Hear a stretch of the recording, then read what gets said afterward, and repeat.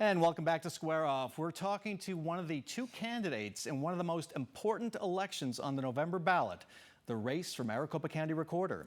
The Recorder is a partner with the Maricopa County Board in running elections in our swing county.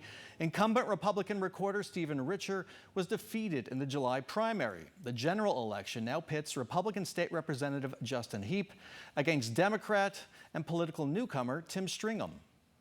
Tim Stringham is an Army and Navy veteran. He served in Afghanistan, has a law degree from Notre Dame, and is a fifth-generation Arizonan. Tim Stringham, welcome to Sunday Square Off. Thanks for having me. Good to meet you. And I do hope to have your opponent on, Justin Heap, at a future date. This is your first foray into politics. Incumbent Stephen Richer has stood up to death threats, election conspiracies. He's been steadfast in defending our elections. It's been a pretty tough job. Why do you want it?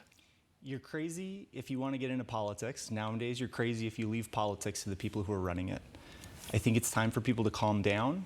I think nowadays we've dissuaded a lot of really great people from getting into politics, and I think we need to change that, and people who aren't in politics need to be willing to step up. What was the moment where you decided, I have to do it?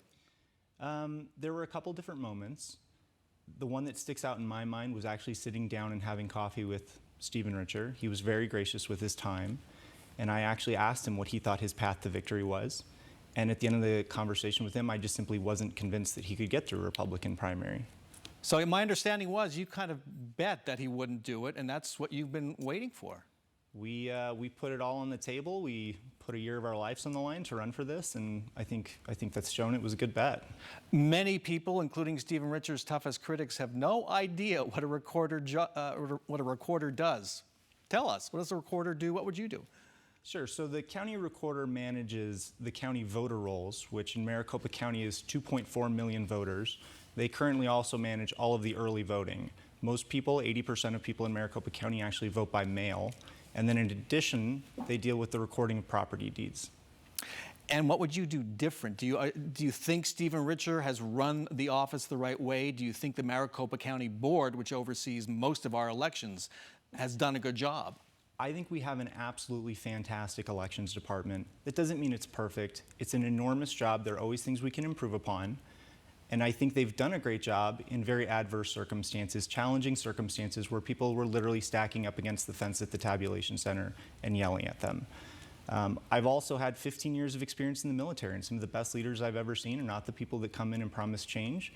They're the people that come in and promise to listen. We've spent the last year listening to election workers, poll workers, and voters. And if I'm elected to be the next county recorder, that's what I promise, to be curious and humble on the first day of the job. And if I'm good at the job, I'll have that same attitude on the last day of the job. But getting back to the conduct of the Maricopa County Board, how they've run elections, and the county recorder, do you have any problems with that?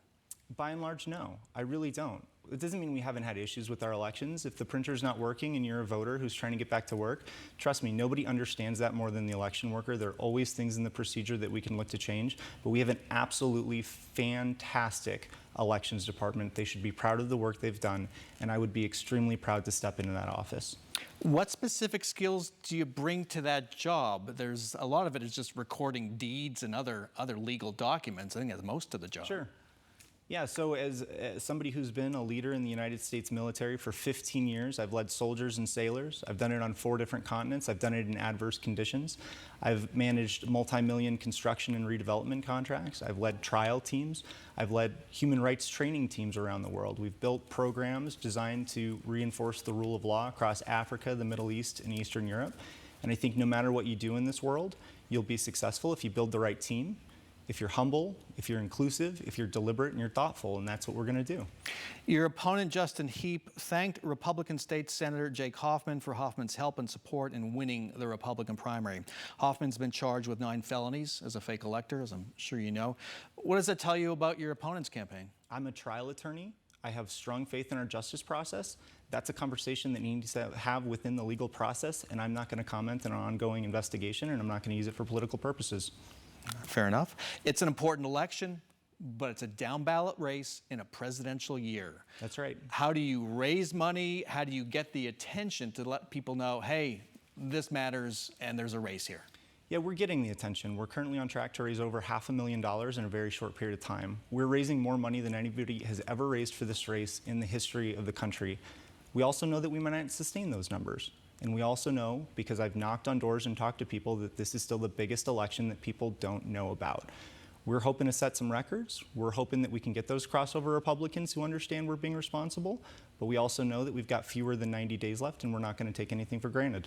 $500,000, are those commitments? Because I believe I read that We're on track for that. you talked to a reporter about seeking a large sum of money from someone, and they said, tell me when you've raised $1 million. Do I have that right?